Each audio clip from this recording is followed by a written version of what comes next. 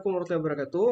Oke, teman-teman sekalian, sekarang kan sedang ada pembukaan perwira prajurit karir TNI khusus tenaga kesehatan. Nah, pada video saya yang sebelumnya, saya sudah membahas tentang mengenal profesi dokter militer. Namun setelah saya lihat-lihat di platform Quora, ternyata banyak sekali pertanyaan-pertanyaan yang menarik yang saya rasa mungkin perlu saya jawab ya tentang beberapa hal mengenai dokter militer. Nah, jadi pada kesempatan kali ini saya akan coba nih membuka website atau platform Quora dan mencari pertanyaan-pertanyaan seputar dokter militer. Kita buka websitenya ya.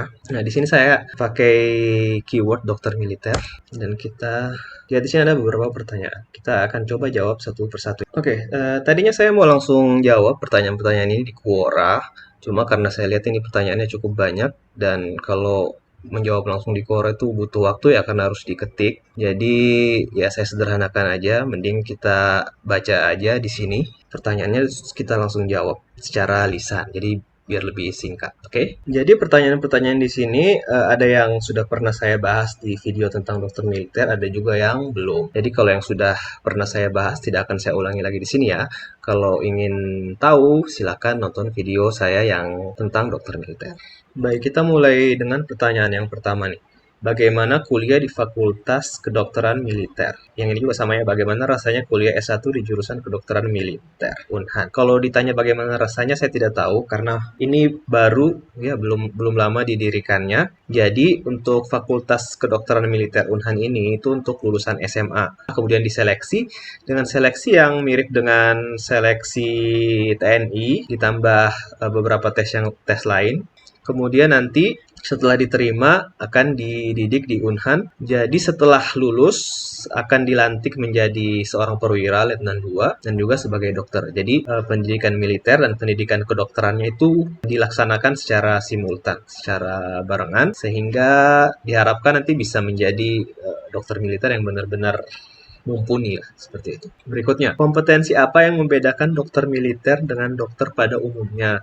Secara umum untuk kompetensi antara dokter militer dan dokter non militer itu sama saja ya karena sama-sama lulusan fakultas kedokteran. Jadi kompetensinya sama. Cuma untuk dokter militer itu lebih banyak menangani dan harus lebih mahir untuk menangani cedera-cedera pertempuran ataupun cedera-cedera karena latihan. Misalnya headstroke. Ya, headstroke itu sangat sering sekali terjadi di dunia militer, terutama dalam latihan. Karena latihan-latihan militer itu sangat sering berkutat dengan cuaca yang panas. Sehingga cedera panas itu sangat sering terjadi. Sehingga dokter militer itu dituntut harus lebih mahir dalam penanganan cedera panas di samping cedera-cedera yang lain juga. Misalnya cedera olahraga atau kegawat daruratan pada saat olahraga. Karena di tentara itu sangat sering melakukan olahraga dan juga kegiatan kesegaran jasmani. Berikutnya, ini agak lucu. Apa yang sebaiknya saya lakukan bila punya pacar dokter militer tapi hobi berhubungan badan dengan wanita lain? Sedangkan mama saya menyukainya karena dia dokter militer. Kalau memang betul seperti ini, ya sebaiknya ditinggalkan saja. Kalau memang serius ya orang seperti ini pastinya tidak pantas untuk dijadikan pasangan, apalagi pasangan hidup ya. Jadi sebaiknya disudahi saja, cari yang berprofesi lain ataupun dokter militer yang lain yang lebih baik. Dan kalau memang ini betul ya, dan Anda mau memberi pelajaran pada orang ini, kalau memang dia betul-betul anggota TNI, ya atas kelakuannya ini dia bisa dilaporin di POM ya, di Polisi Militer dengan tuduhan ini, asusila ya, perbuatan asusila, dan ini salah satu pelanggaran berat di militer. Ya, jadi kalau memang betul-betul ingin ngasih pelajarannya dilaporin aja. Tapi kalau enggak ya udah tinggalin. Bagaimana cara menjadi seorang dokter militer? Ini sudah saya jelaskan di video tentang dokter militer. Apa perbedaan tugas antara dokter umum dan dokter militer? Secara umum sama saja untuk melayani pasien, cuma untuk dokter militer dia mempunyai kewajiban juga untuk mendukung operasi militer, baik itu operasi militer perang maupun operasi militer selain perang. Apa bedanya dokter sipil dan dokter militer? Sepertinya sudah terjawab tadi ya. Namun di sini ada yang menjawab mungkin dokter sipil khusus melayani sipil dan dokter militer khusus melayani militer. Ini tidak benar ya. Jadi kalau misalnya di rumah sakit tentara, itu pasiennya bisa dari militer maupun non militer. Ketika ada dokter militer di situ, jadi dia melayani siapapun, baik itu anggota TNI, keluarga maupun selainnya. Siapapun yang berobat di rumah sakit atau klinik milik TNI tersebut. Oke, pertanyaan berikutnya, adakah yang punya cerita, pengalaman, atau tips untuk lulus tes dokter militer? Jadi gini, salah satu privilege yang dimiliki oleh dokter yang mendaftar di TNI itu syarat-syaratnya itu agak sedikit dipermudah. Jadi tidak seketat ketika daftar dari jalur Bintara, Tamtama, ataupun Akmil. Ya, karena dokter militer, ya itu yang diharapkan darinya adalah ilmunya, ya ilmunya sebagai dokter yang akan berguna di TNI. Jadi untuk syarat-syaratnya beberapa memang ada kelonggaran, baik itu dari kesehatan maupun jasmani. Dan yang terbaik untuk teman-teman yang mau daftar ya mempersiapkan diri dengan baik. Jadi lihat tes-tes apa saja yang akan dilalui, kemudian latihan ya terutama dalam bidang jasmani ya entah itu lari, pull up, push up, sit up dan lain-lain itu sebaiknya dipersiapkan. Dan pastikan juga tidak memiliki penyakit-penyakit yang berbahaya ataupun beresiko ketika pendidikan atau latihan ataupun ketika nanti sudah bertugas menjadi seorang anggota TNI. Jadi pastikan sehat. Bagaimana caranya? Untuk tahu ya pastinya harus check up pemeriksaan kesehatan secara lengkap sebelum daftar menjadi anggota TNI. Oke, pertanyaan berikutnya, bagaimana pengalaman karir Anda dari awal sampai menjadi dokter militer? Jadi saya lulus jadi dokter gigi itu tahun 2012. Mungkin saya nggak langsung daftar jadi dokter militer ya. Jadi saya praktek dulu selama 2 tahun, kemudian sempat PTT juga selama 2 tahun. Baru setelah itu daftar jadi dokter militer di PAPK TNI khusus tenaga kesehatan yang angkatan kedua. Jadi pada saat mendaftar umur saya itu sudah 28 tahun. 28. Ya, jadi untuk umur segitu agak berat juga ya. Apalagi saya tuh nggak ada persiapan sama sekali. Jadi nggak pernah olahraga, nggak pernah lari. Pokoknya nekat aja dan alhamdulillah mungkin saya lagi beruntung. Ya lulus gitu. Tapi ini jangan dijadikan patokan ya. Kalau teman-teman mau lulus, sebaiknya persiapkan diri dengan olahraga. Dan yang pasti, pastikan sehat dan nggak ada penyakit-penyakit yang berisiko tinggi. Dan akhirnya saya ikut pendidikan. Walaupun berat pada awalnya, namun bisa dilewati juga tanpa ada cedera yang berarti ya, kecuali cuma lecet-lecet sedikit aja sampai selesai, alhamdulillah, dan dilantik menjadi Letnan 2 dan sekarang masih aktif bertugas di TNI Angkatan Darat. Berikutnya, seberapa besarkah prospek dari menjadi seorang dokter militer? Ini juga bisa dilihat di video saya tentang dokter militer, silakan dinilai sendiri bagaimana prospeknya. Kalau dilihat dari gaji ya sebenarnya gaji sama aja dengan PNS. Cuma mungkin ada hal-hal lain yang berbeda mungkin. Ya bisa lihat aja lah videonya biar lebih jelas. Nah, apakah dokter militer dalam pertempuran juga membawa senjata? Jawabannya iya. Jadi, dalam pertempuran semua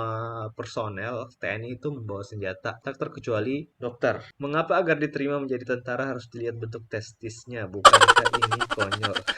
Sebenarnya bukan cuma bentuk tes, sebenarnya bukan bentuk testis yang dilihat, tapi penyakit yang ada pada testis. Dan bukan cuma testis ya, tapi dari ujung kaki sampai ujung rambut.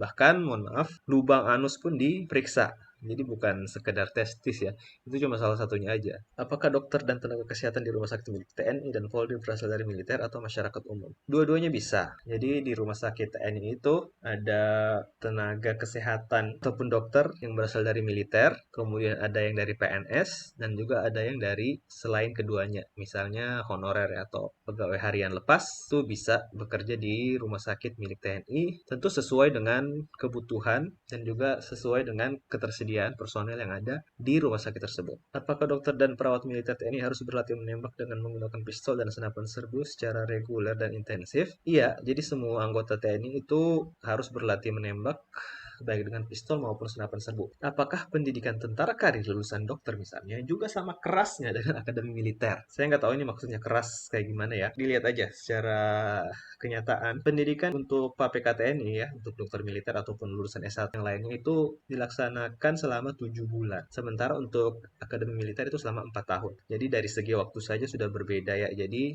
isinya pun pasti berbeda dan outputnya pun akan berbeda. Oke, kita lanjut. Ini saya coba cari dengan keyword yang berbeda ya, yaitu dokter tentara. Bagaimana kehidupan dokter tentara?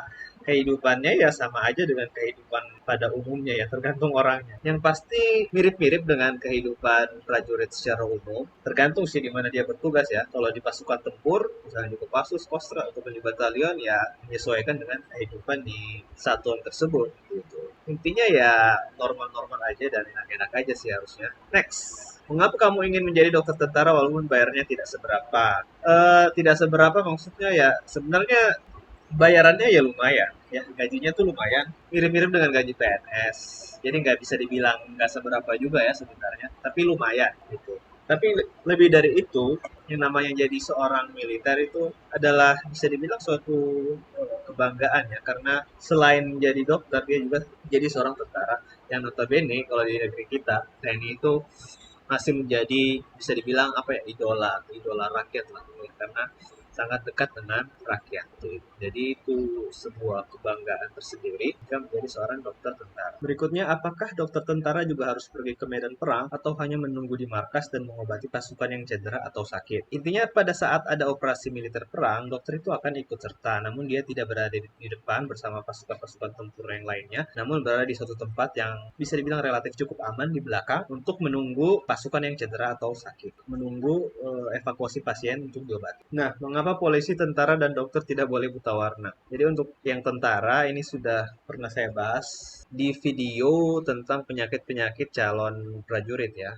Oke, itu tadi beberapa pertanyaan yang sudah coba saya jawab dari platform Quora ya. Kalau menurut kamu masih ada yang kurang tentang pertanyaan-pertanyaan ini, masih ada yang ingin ditanyakan tentang dokter militer ataupun tentang PPKTNI, silakan tanya aja di kolom komentar atau bisa lewat DM Instagram. Oke, terima kasih. Tetap semangat. Assalamualaikum warahmatullahi wabarakatuh.